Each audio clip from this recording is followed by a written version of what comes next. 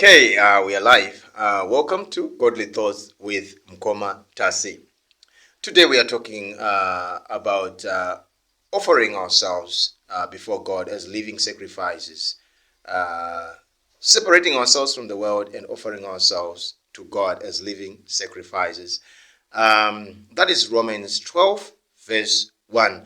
Romans 12, verse 1 says, I urge you, therefore, dear brethren, to offer yourself as a living sacrifice before the Lord, holy and acceptable to Him, which is your pleasing or your acceptable act of worship. Now, no one ever wants to lose ground. No one ever wants to give away themselves and be at the control of God. No one wants God to be at the steering. Let me explain to you the kind of relationship that people want with God. In most cases, what I've observed, people want the kind of relationship that you would have with a genie. You know, those that we saw in the movies, in the cartoon shows. Someone picks up a lamb, rubs it off the dust. Usually the lambs are always dusty. Someone picks up the lamb, rubs off the dust. The genie comes up and says, command me anything you want me to do for you. You have 3 wishes. And then you say, okay, I want this to go away. I want that to go away. I want this one to come here. And that happens. People don't want to get personal with God to a point where they offer themselves up and say, we are saying, God, be in control of my situation. Imagine being an intelligent kid. You go to school. You understand what you're doing. You know you're definitely going to pass. But then you're being told, pray and trust God. Do not lean on your own understanding. It almost feels like there's absolutely no reason why you should trust God for something you know you can do. But there are so many unforeseeables if you don't trust God. You can get sick on the day of the exam. It can be a disastrous day from the morning for you. Yeah, maybe papers are misplaced.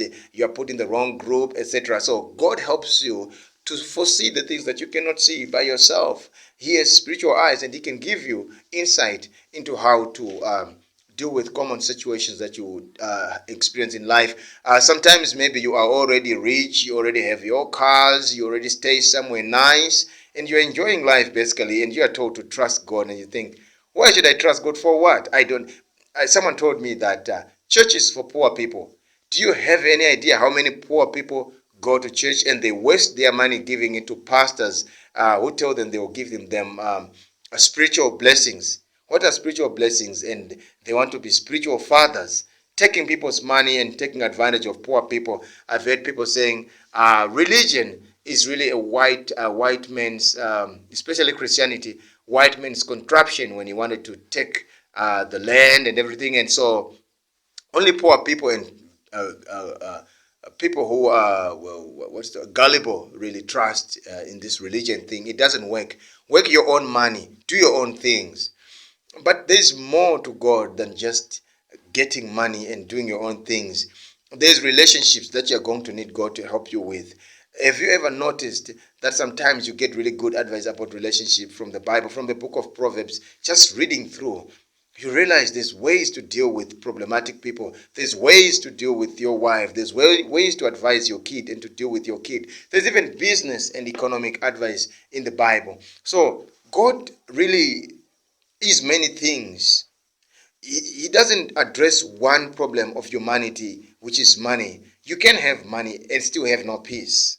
You can have many vehicles and still understand that you are faced by death. Many people in your family are involved in accidents and they die behind the steering. You can have money in a family filled with alcoholics, and sometimes it is a relationship with God that helps you to straighten up and be sober.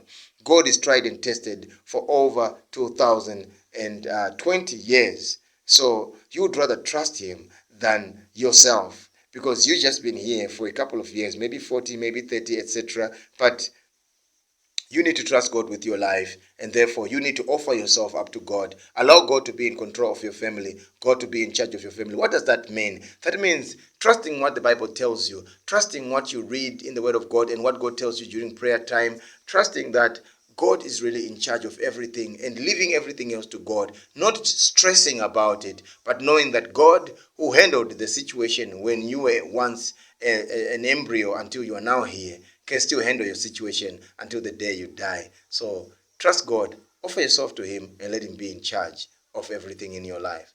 Otherwise, ciao and have a blessed day.